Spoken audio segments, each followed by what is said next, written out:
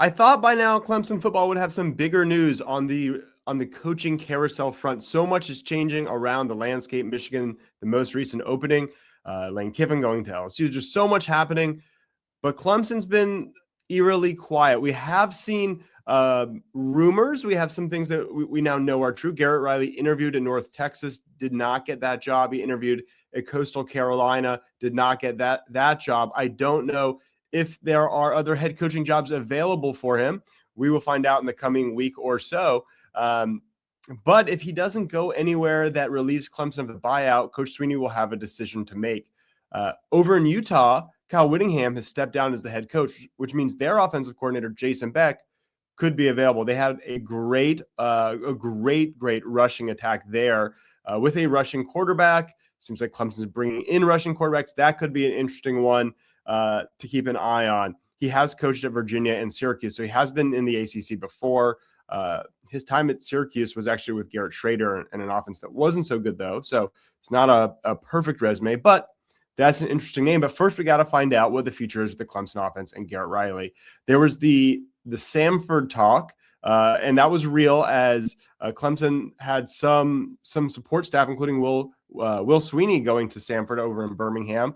And so there's some movement there. It was rumored or even incorrectly reported. Seems incorrect at this point. Well, I guess we'll find out for sure. But the Mickey Conn, the safeties coach, would be heading to Samford. That does not appear to be the case. And we haven't heard anything about any other assistant coaches. So it seems this could be the week where changes, if they're happening, are likely to happen. We've also seen it drag on. As you remember, Garrett Riley didn't come until after the Orange Bowl that season. So this could be a while longer. So that's where we are with the Clemson coaching staff. I find it a little hard to believe that there would be no changes and every assistant is back. But as of now, that is still on the table, I suppose. There are some players who have entered the transfer portal, and that seems to force Clemson to use the portal here. They needed to do so anyway, but with Khalil Barnes entering the portal, they needed a safety. Now they need a starter or even two guys at safety. They needed a running back because they didn't add one in the class, but they've now lost Keith Adams. So they absolutely need one, either a starter or maybe even two guys. And we'll see as that continues to transpire. But it should be an interesting couple of weeks here. Now, with the Pinstripe Bowl upcoming, we still don't know exactly who's going to opt out. I would think some of these guys who are declared for the NFL draft, like a Peter Woods, has nothing to gain. And while it's nice and like really pro team and selfless to play, might not be wise for a Peter Woods or Antonio Williams, who has been great this year, but was hurt before and has at times had some injury issues. You'd hate to risk anything there. And Clemson's got some great wide receiver recruits coming in. So even with him leaving, I feel okay about wide receiver. Grisham's done a great job there. Now, let's talk a little basketball. This Clemson basketball team has had a scare for sure against Mercer. So they go to Tuscaloosa on December 3rd. And this is coming off of 4 straight wins. They just won in Charleston. They beat Georgia, who's now 21 in KenPom. That Georgia win has aged really, really well. Georgia definitely looks like a tournament team. This is Clemson's best win in the year. So things were going pretty good. They go to Tuscaloosa. They're getting embarrassed early. They're down 15 at half. Seems like they have no chance. They seem outclassed. They battle back and take a lead before blowing it late with some miscues. Okay. I kind of thought they'd come out on fire against BYU and play well. They did. They are up 21 at half, up 22 early second half. Some missed opportunities. I think it was a Wallin three-pointer, a Davidson three-pointer, a couple opportunities there where you could, you can get up like 25. You can bury them. This game could be over. They miss out on those opportunities. BYU starts storming back. They've got a couple open shots throughout the game that really could have quelled the momentum. They miss a lot of those. And BYU comes all the way back, takes a big lead. I think they're up like 5 late. It's not big, but takes a legitimate lead. And then Dylan Hunter sort of single-handedly brings Clemson back to a tie, only for BYU to hit an off-balance crazy three-pointer as time expires. 2 gut-wrenching losses. That second one to BYU coming in Madison Square Garden. So you're on the road in tough Tuscaloosa. Then you're like kind of the mecca of basketball in Madison Square Garden. So brutal losses. They come home. And on Saturday, the 13th, so I guess that's 10 days after the Alabama game, Sandwiched in between the BYU loss and this upcoming South Carolina game, during finals weeks, they play Mercer, decent Mercer team who's ranked 160th in KenPom. They're pretty decent offensively. They are put to the test. They're down at halftime. Luckily, Clemson finds a way in the second half. Clemson plays really good defense in the second half, holds Mercer to 7 points over the last 10 minutes, and ends up winning 70-63. So they win by 7. Was honestly pretty scary at times in the second half. With 10 minutes left, they're up by about or Mercer's up by I think 5 at that point. So the game, 10 minutes to go, is very much in jeopardy, and that's the kind of loss. It sinks your season. These non-conference games matter way too much. The committee puts too much stock in the non-conference.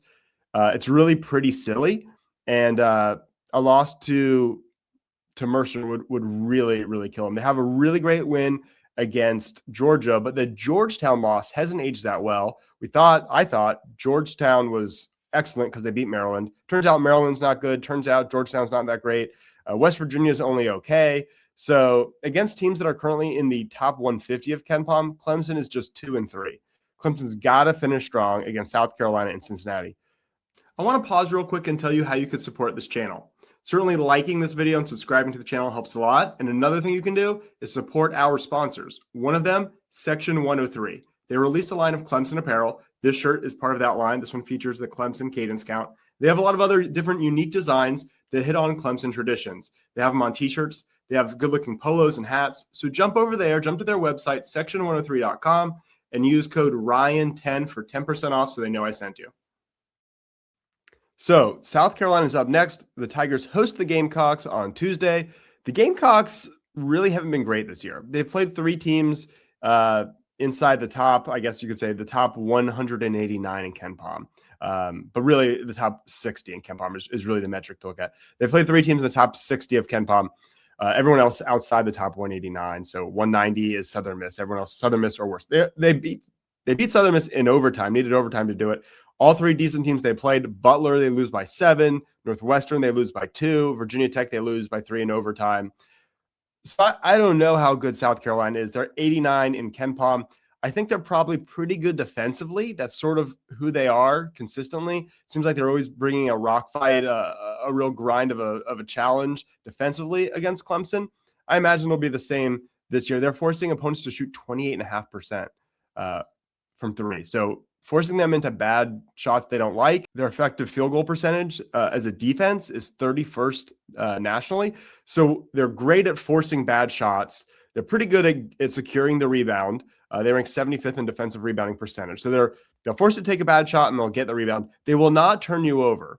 They are 325th in forced turnover percentage. They don't block shots. They don't steal the ball. They're in the 300s in both of those. So they're just going to play like a slow, grindy kind of defense. And honestly, that's kind of fun for me. I love the classic, better, but the kind of old school, slow, grinded out Brownell kind of style, but with more playmakers now in this sort of second era of Brownell. And I think that's what we're going to get. I don't think this one's going to be easy. The good news is on offense, the Gamecocks aren't that potent. They are 104th in offensive efficiency, which isn't great.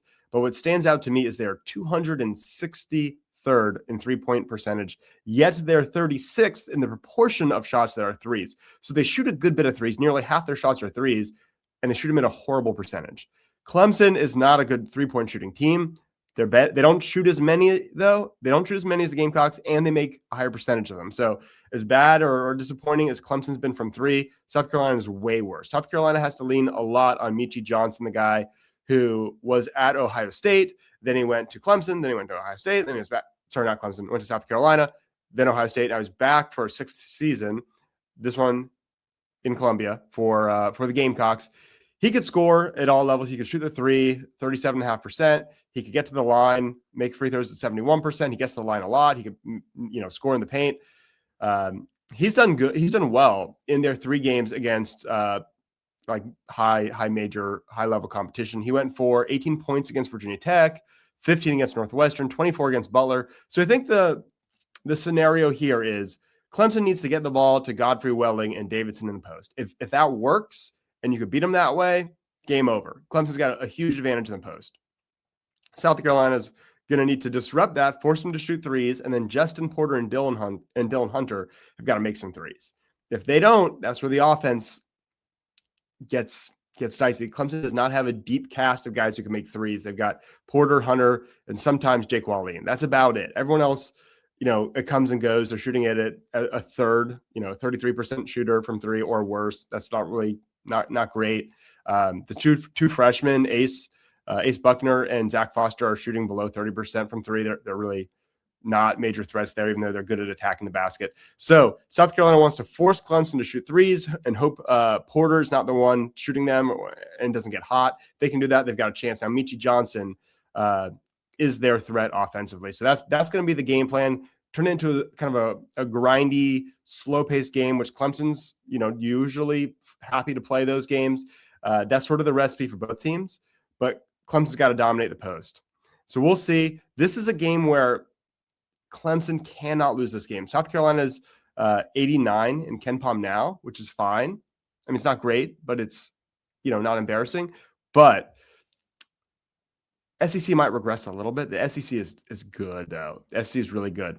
Their first couple SEC games are going to play Vanderbilt, who's 11th, LSU, who's not, I don't think is that good, but they're still 34th in KenPom, Georgia, who's excellent, Arkansas, who's excellent, Auburn, who's excellent. I mean, they could be 0-5. They'll probably be like 1-4 at the start of the SEC play. And if Clemson loses this game, it might age poorly. So this is a must-win for Clemson. Clemson's lost to BYU. When you couple it with the fact that they already lost to Georgetown and Alabama, they're kind of like they need to beat South Carolina and then Cincinnati to close out non-con play in a like neutral to maybe slightly positive fashion. I think that's how the non-con resume will look. If the Clemson can finish with two more wins, then I think you say non-con was a mild success. You really wanted to beat, one of those other three at Georgetown, at Alabama, or in Madison Square Garden against BYU. If you had picked up one of those, great non-con. Since you didn't, win these two, and it's still an okay non-con. But critical game. It'll be ESPN 2 Tuesday at 7 p.m. Critical game for the Clemson Tigers. Let me know what you think of Clemson football and the coaching non-changes so far. Let me know what you think of Clemson basketball and the end of non-conference play. As always, thanks for watching. Thank you to our sponsor, Ready Vets. If you live in the upstate and have a dog or cat that needs immediate care, Ready Vets is the place to go. If you enjoyed this, please like and subscribe.